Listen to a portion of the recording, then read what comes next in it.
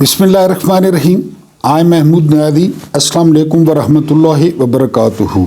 कुछ ताज़ा तरीन ख़बरें और अपना वीलॉग लेकर आपकी खिदमत में हाजिर हूँ और उम्मीद है कि पहले की तरह हौसला अफजाई करेंगे। सबसे पहले आते हैं ख़बरों की जानिब। फवाद चौधरी ने बड़ा अजीब ट्वीट किया है। फवाद चौधरी ने कहा है कि गवादर पर हमने अरबों डॉलर्स ज़ाया कर दिए। अगर इससे आधे डॉलर हम कराची और फैसलाबाद के इंफ्रास्ट्रक्चर पे लगाते तो हमारी बरामदात बहुत बढ़ जाती। ये बड़ा अजीब व गरीब बयान है, क्योंकि इस बयान को न पीटीआई ने बाय किया है और न इसको इस्टेब्लिशमेंट ने बाय किया है कि ये किस तरह दाग दिया बयान फवाद चौधरी ने।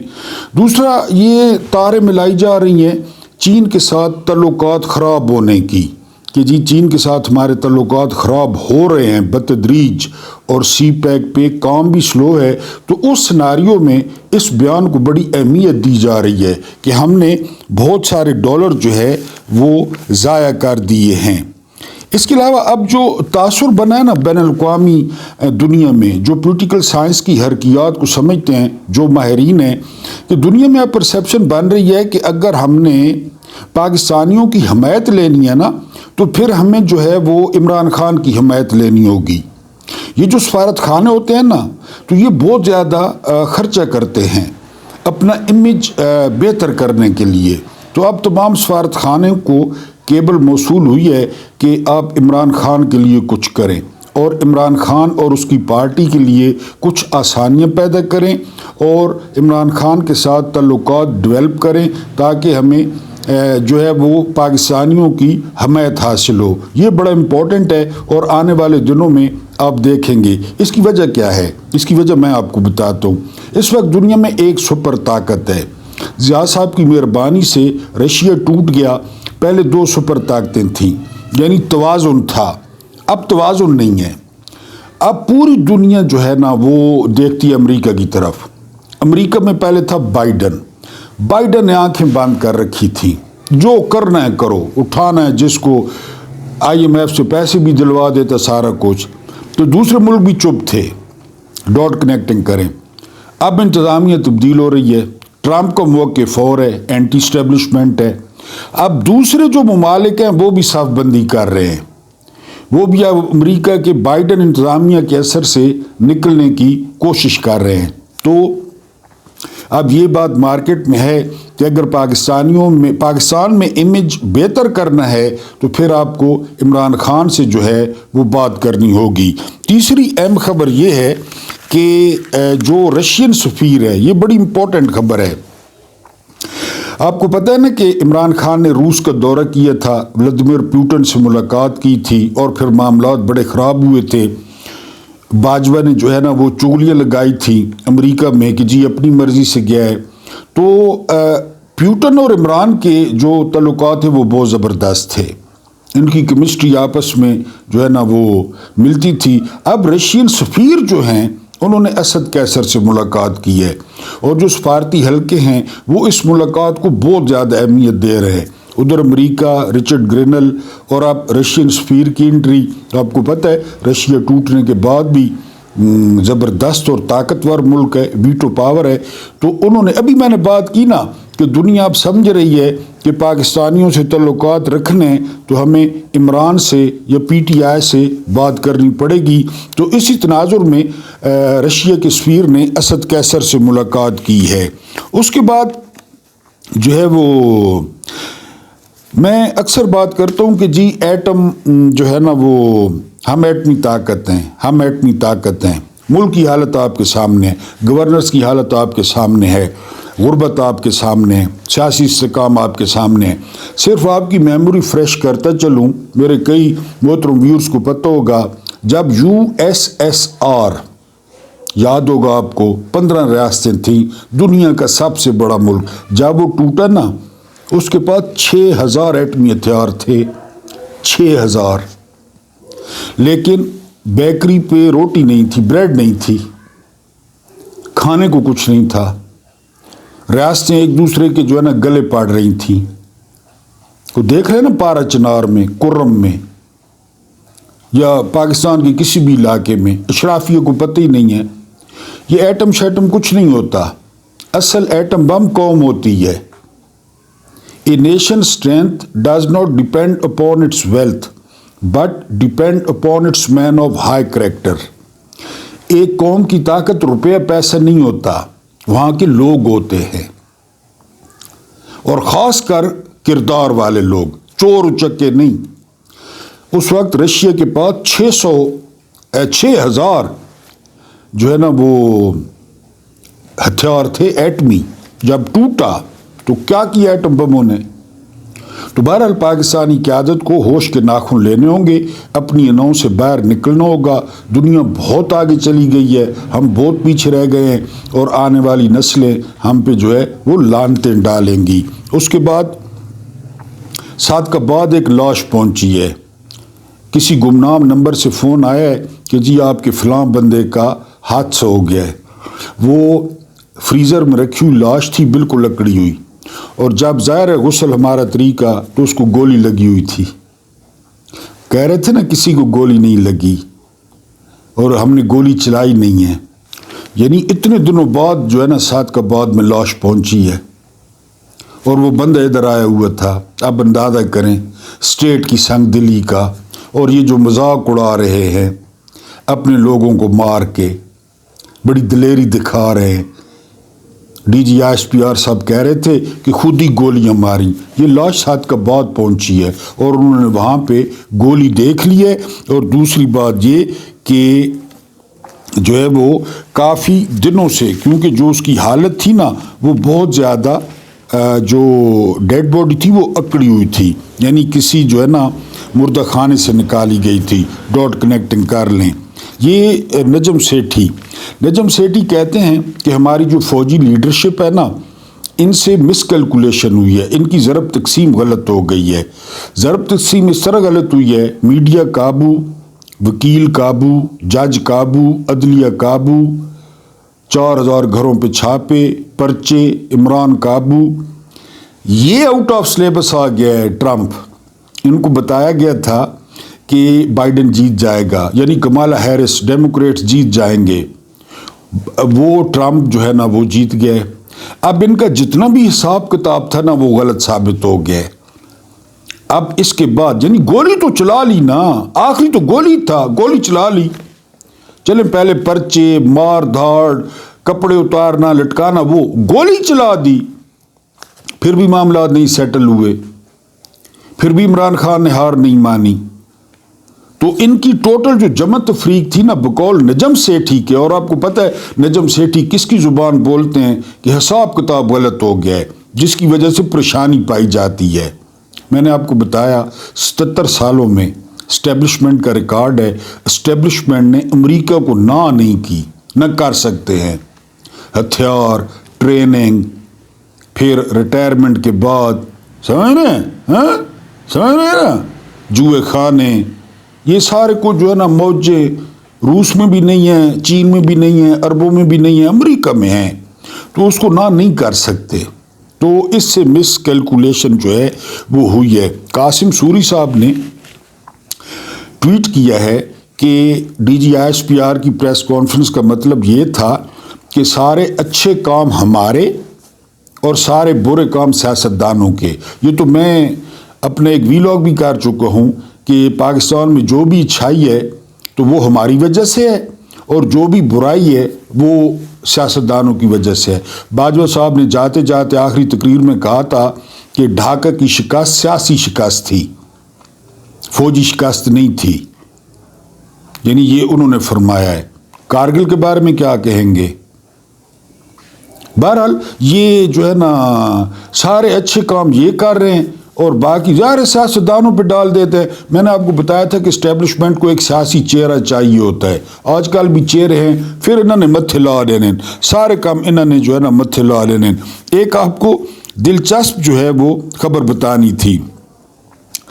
31 دسمبر تک جو آئی ایم ایف کا ٹارگٹ تھا نا، تو 31 دسمبر تک ہمیں 1 کھرب جمع کرنا ہے. 1 کھرب 100 ارب. آج 29 ہے، 30 31 2 دنوں میں یہ جو آئی ایم ایف نے ٹارگٹ دیا تھا، یہ ان کا حال ہے. کھاؤ کھاؤ کھاؤ.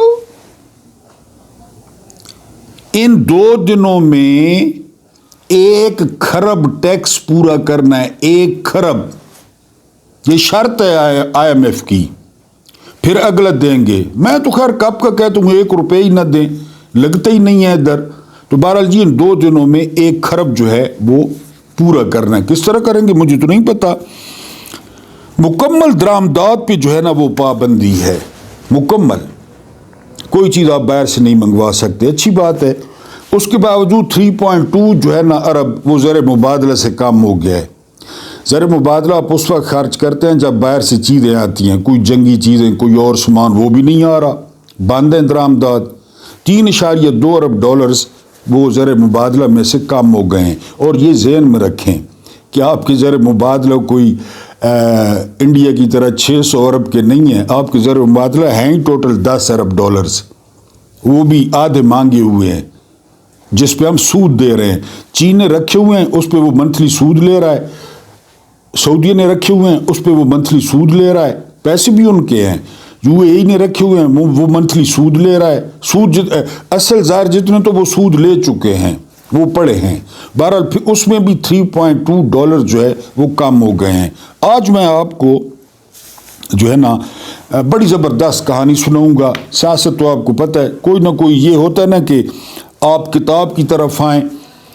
دنیا کا پہلے ہم پڑھتے تھے نا اسکولوں میں، کالجوں میں، کہ اگر کوئی بہترین ساتھی ہے نا وہ کتاب ہے. لطف آتا ہے اچھی کتاب کوئی. تو میں آپ کو یہ بھی اس لیے بھی کوئی نہ کوئی چٹکلا سنا دیتا ہوں کہ آپ کتابوں کی طرف آئیں. سوشل میڈیا ٹھیک ہے استعمال کریں، لیکن کتاب.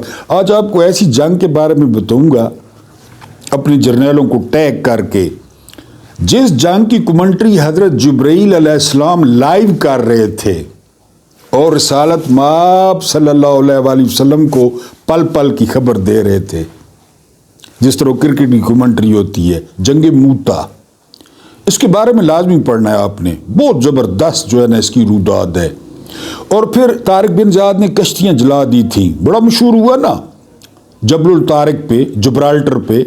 آج کل اس کا نام جبرالٹر ہے اندلس میں. یہ تو ابھی جلائی ہیں طارق بن زیاد نے کہ واپس نہ جا سکیں. یہاں پہ جرنیل نے کیا کیا تھا کہ واپس نہیں جائیں گے، وہ بتاتا ہوں آپ کو. طارق بن زیاد تو کل کی بات ہے. پھر ہرکولیس، بڑا نام سنا آپ نے کہانیوں میں، بڑا طاقتور. یہ ہرکل تھا، ہرکل اعظم، بہت بڑی فوج لے کر آیا تھا. یہ آپ کو آج سناتا ہوں، جرنیلوں کو ٹیگ کروں گا. اس کے بعد اہم ترین خفیہ مذاکرات، پینٹاگون کی وارننگ. ایک تو یہ مذاکرات چل رہے ہیں نا، کمیٹیاں PTI کی کمیٹی، علامہ ناصر عباس، صاحبزادہ حامد رضا، عمر ایوب، اسد قیصر. ادھر سے سارے فارم 47 والے ہیں، 2 نمبر حکومت کے. یہ مذاکرات چل رہے ہیں. یہ مذاکرات ہیں ہی نہیں، گپ شپ، یہ وہ چاہ پیتی، لڈرن بڈرن. یہ مذاکرات نہیں ہیں. مذاکرات کسی اور جگہ پہ ہو رہے ہیں. آج بھی ہوئے ہیں، آج اتوار والے دن بھی ہوئے ہیں، وہ آپ کو بتاتا ہوں. اور پھر پینٹاگون کی وارننگ. پینٹاگون آپ جانتے ہیں جس طرح ہمارا GHQ ہے اس طرح امریکہ میں پینٹاگون ہے. دنیا کی اگر کوئی سب سے طاقتور عمارت ہے نا وہ پینٹاگون ہے. 5 کناروں والی ہے، اس لیے اس کو پینٹاگون کہتے ہیں. YouTube پہ دیکھ لیں. یہاں پہ ایسے بنکرز موجود ہیں جہاں پہ ایٹمی اسلحہ بھی جو ہے وہ اثر نہیں کرتا. پینٹاگون میں اس کے 5 کونے ہیں. YouTube پہ آپ دیکھ لیں پینٹاگون کو.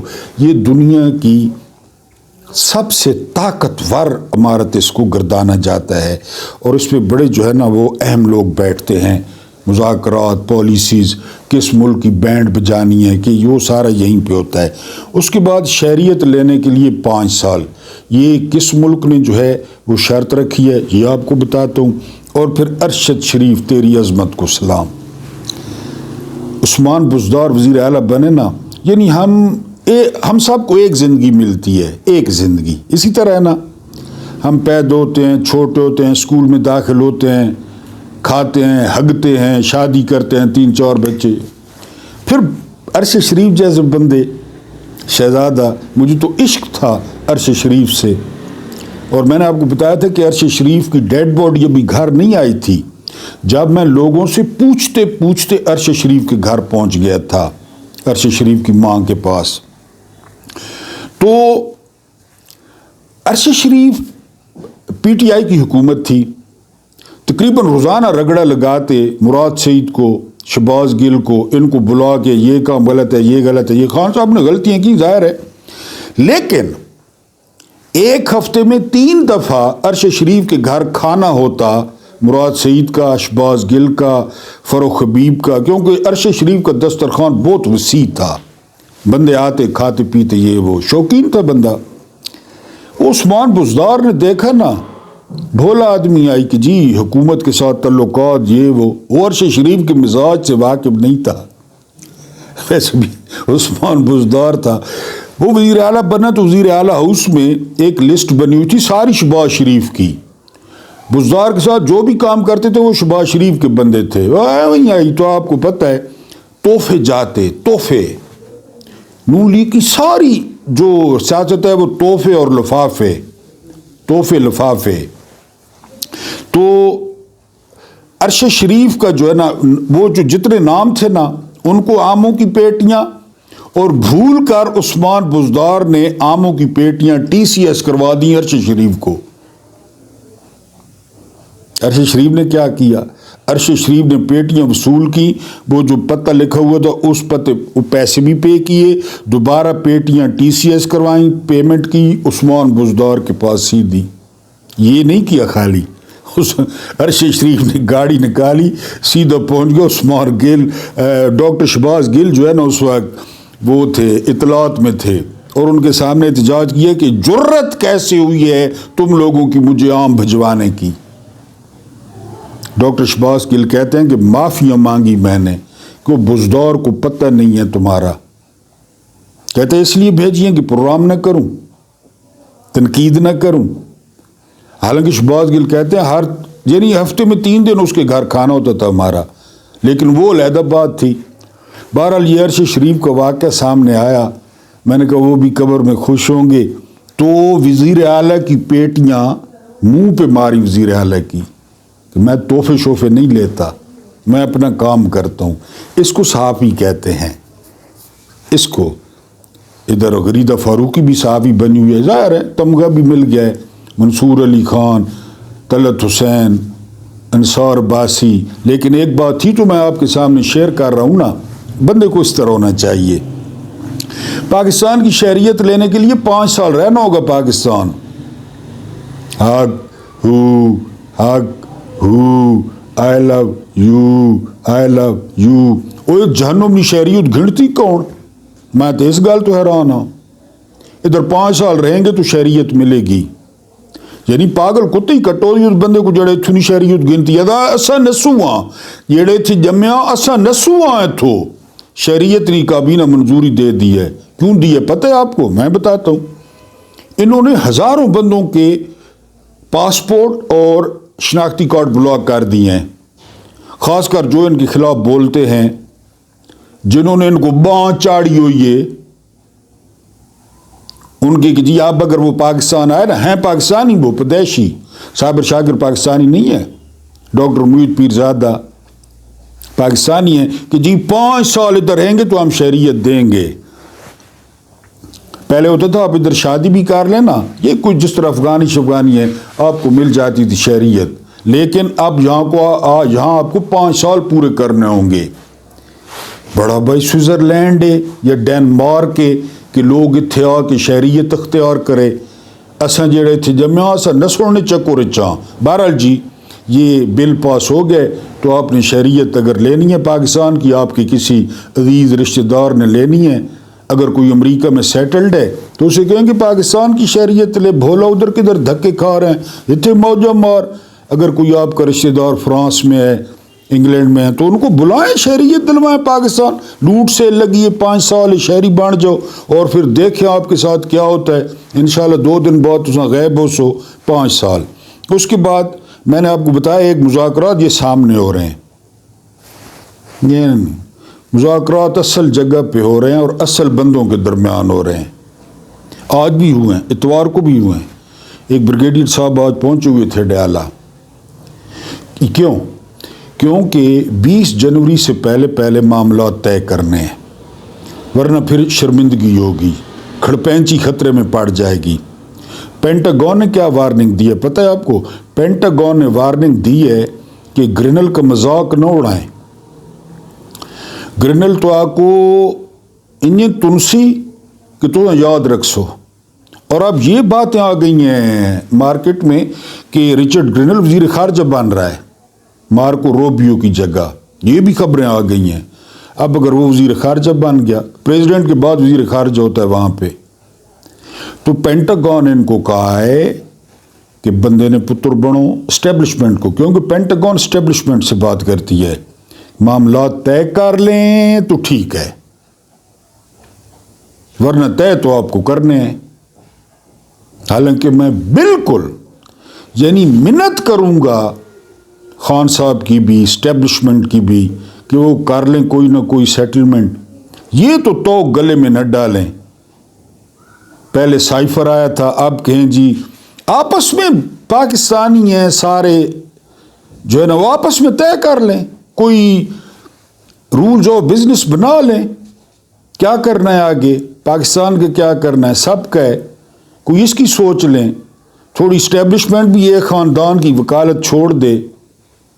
تو پینٹاگون نے پیغام بھجوا دیا ہے کہ یہ ایک تو آڈٹ، یہ جو سب سے زیادہ پتہ کس پہ پھنسے ہوئے ہیں، گرینل آڈٹ کروائے گا۔ پتہ ہے کتنا پاکستان کو پیسہ مل چکا ہے؟ دل پہ ہاتھ رکھے نا پہلے، 100 ارب ڈالرز، 100 ارب ڈالرز اس کا آڈٹ ہوا تو کوٹھیاں، بنگلے، مرسڈیزاں، شراباں، کپیاں، کس کو پتہ ہے؟ کس نے کبھی پوچھا ہے؟ پینٹاگون نے کہا ہے کہ بندے بن جاؤ، اور اس لیے ٹی وی والوں کو آگے ہاتھ جوڑیں کہ گرینل کا نام نہ لو۔ گرینل نے وہ پہلے شیری رحمان کے ہر چیز اتار کے اس کے سر پہ باندھ دی نا کہ تو چپ کرنا، چوپ ہوئے امبار تیرے منہ، 5 ملین ڈالر کھا گئی ہے، کیونکہ وہ ڈانل کا سگریٹ پیتی ہے جمہوریت کے استحکام کے لیے۔ انہوں نے پینٹاگون نے کہا بندے بنو، یہ نہ چھیڑو، نہ چھیڑ ملنگنوں، گرینل کو نہ چھیڑو۔ اور آڈٹ ہوگا، آڈٹ تو پھر بھی ہوگا، کس کو کتنے پیسے دیے۔ یو ایس ایڈ اتنے پیسے دیتا ہے نا امیج بلڈنگ کے لیے، تعلیم کے لیے، میدانوں کے لیے، لیکن کہاں تک پہنچتے، کس تک پہنچتے؟ میں نے آپ کو بتایا کہ مشیل اوباما نے اس سے پہلے والے ویلاگ میں 70 ملین اس کو دیے، صفدرنی بوڈی کو، نانی کو، کدھر ہے وہ 70 ملین؟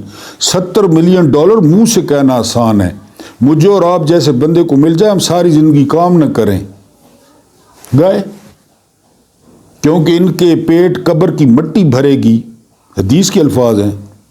تو پینٹاگون نے کہا کہ بندے بن جاؤ۔ گرینل تو آرنل بہت کرسی اور ابھی کرے گا، میں نے کہا ابھی تفصیلات آئیں گی، سفارت خانے کو کس نے کتنے پیسے دیے اور کتنے، وہ بڑے پریشان ہیں، یہ بڑے پریشان ہیں کہ ایسے ایسے نام آئیں گے نا، میرے کو تو اپنا ڈر لگا پیا کہ میرا نام نہ نکل آوے کہ ہم نے $2 محمود نیادی کو بھی دیے تھے، ایک دن مانگنے آیا تھا $2 ہم نے اس کو بھی دیے تھے، بڑے بڑے پریشان ہیں، پتلونا ہلکیاں ہلکیاں پیلیاں، ہلکیاں ہلکیاں، بندہ سردی میں بہت زیادہ روکنے کی کوشش کرتا ہے نا، چھوٹا پیشاب دے ہلکا ہلکا، زیادہ عمر والے بندے انہوں نے اتھے ہی حال تھی نہ پیا کہ کہنا نہ آسی۔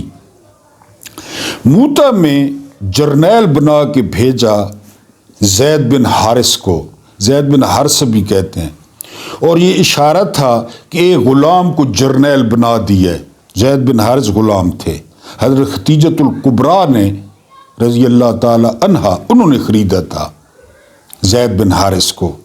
جنگ موتا میں ہرقل اعظم کے مقابلے میں زید بن حارث نسلی تفاخر کا بیڑا غر کر دیا، رسالت مآب صلی اللہ علیہ وآلہ وسلم سارے عرب زید بن حارث کے نیچے دے دیے، اور ہدایت کیا کی، اگر زید بن حارث شہید ہوتے ہیں تو علم آئے گا حضرت جعفر تیار کے پاس۔ حضرت جعفر تیار مولا علی کے بھائی تھے، آپ جانتے ہیں مولا علی کو رسالت مآب صلی اللہ علیہ وآلہ وسلم نے پالا تھا، جعفر تیار کو حضرت عباس نے پالا تھا، چچا آپ کے حضرت عباس نے، ٹھیک ہے، عباسی بہت بڑی سلطنت، وہ انہی کی اولاد تھی۔ اگر جعفر تیار جو ہے نا وہ شہید ہوتے ہیں تو علم آئے گا عبداللہ بن رواحہ، عبداللہ بن رواحہ کے ہاتھ میں علم آئے گا۔ جب یہ بتایا نا رسالت مآب صلی اللہ علیہ وآلہ وسلم نے، تینوں سمجھ گئے کہ ہم نے واپس نہیں آنا،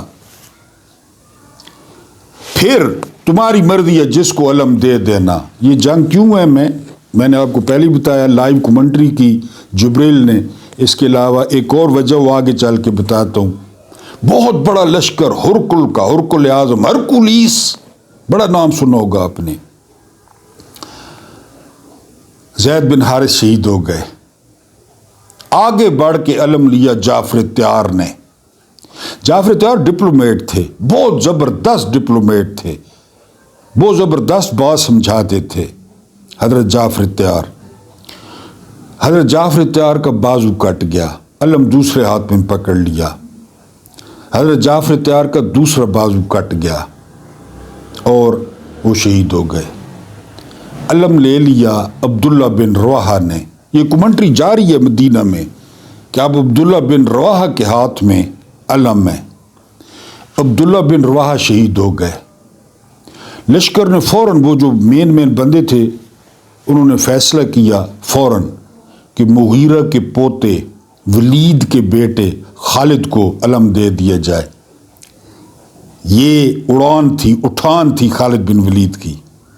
خالد بن ولید لشکر کے سربراہ بنے، اور جس طرح خالد بن ولید نے جنگ کی، ٹوٹل کتابوں میں کسی میں 4000 لکھا ہے، کسی میں 5000 لکھا ہے، سب سے زیادہ 6000 بندہ لکھا ہے ٹوٹل، اور ہر کتاب میں لکھا ہے کہ ہرکولیس یا ہرکل کے پاس 100,000 سے زیادہ تھے۔ اس جنگ میں خالد بن ولید کے ہاتھوں عرب کی مشہور و معروف 9 تلواریں ٹوٹی، 9 تلواریں مار کے، بندے زیادہ ادھر بندے کم، 9 تلواریں توڑی خالد بن ولید نے اپنے ہاتھ سے، لڑتے لڑتے۔ استنبول میں پڑھی ہیں، استنبول کے میوزیم میں پڑھی ہیں، اور ان کے بارے میں کہا جاتا ہے کہ میرے جیسا جو ایک 6 فٹ کا بندہ ہو، ٹھیک ٹھاک ہو، صحت مند، وہ اٹھا نہیں سکتا تلوار وہاں سے، جو خالد بن ولید نے توڑی 9۔ جو میں آپ کو واقعہ بتا رہا تھا جبرالٹر والا، کہ یہ تو کل کی بات ہے نا، جو ہی میدان میں پہنچے ہرکولیس کا لشکر دیکھو، لوگ ہی لوگ، ہاتھی، اور ادھر مڑ کے دیکھا تو جس طرح مسلمانوں کا حال ہوتا تھا، حضرت جعفر تیار نے ہسٹری میں پہلی دفعہ اپنا سب سے پیارا گھوڑا ذبح کر دیا کہ جعفر تیار واپس نہیں جانا، بندے زیادہ ہیں۔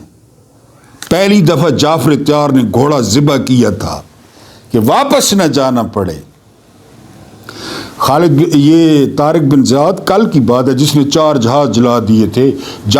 یہ حضرت جعفر تیار نے 1400 سال پہلے کر دیا تھا، گھوڑا ذبح کر دیا۔ اور پھر بات ختم کرتا ہوں، آپ ناراض ہوتے ہیں، پیغمبر نے فرمایا تھا چونکہ جعفر تیار کے دونوں بازو قلم ہو گئے کربلا میں، ان کے جو ہے نا آپ کو پتہ ہے بھتیجے کے بھی ہوئے عباس کے، تو جعفر تیار کو جنت میں 2 پر لگائے گئے ہیں۔ اب جعفر تیار پوری جنت میں اڑتے پھرتے ہیں، جرنیلوں کے نام، پروٹوکول کے نام، کہ جی بس اللہ پاک آپ کو آسانیاں عطا فرمائے، آسانیاں بانٹنے کی توفیق عطا فرمائے۔ میرا رب کریم آپ کے اور میرے مرحومین کی مغفرت فرمائے، اور ان کے ساتھ عدل کا نہیں احسان کا اور رحم کا معاملہ فرمائے۔ اور ایک اور ریکویسٹ یہ ہے، دوسرا دن سردی والے بخار میں مبتلا ہوں، اگر یاد آ جائے، چیتا آ جائے، مجھے کسی لائق سمجھتے ہیں، 2 کوڑی کا بندہ ہوں، تو دعا کر دینی ہے، مجھے برداشت کرنے کا بہت بہت شکریہ.